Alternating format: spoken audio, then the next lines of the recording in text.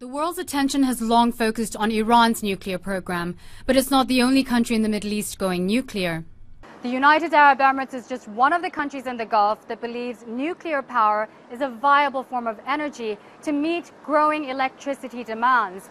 But now with Iran's Bushehr plant online and tensions rising in the region, any nuclear program in the Middle East raises security concerns. The Nuclear Non-Proliferation Treaty does allow signatories to produce their own nuclear power.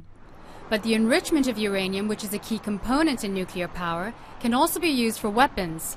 That's a major concern for international nuclear monitors, and one countries like the UAE are eager to deflect.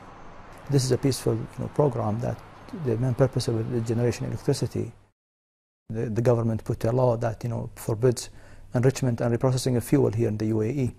And the supply chain of fuel, it's very robust, very strong globally. We have a lot of mines and all over the world. Jordan, which plans to develop its first nuclear plant by 2017, also boasts large reserves of a uranium blend and could potentially create an industry for exportable nuclear materials. But it's under growing pressure from the United States not to produce its own nuclear fuel.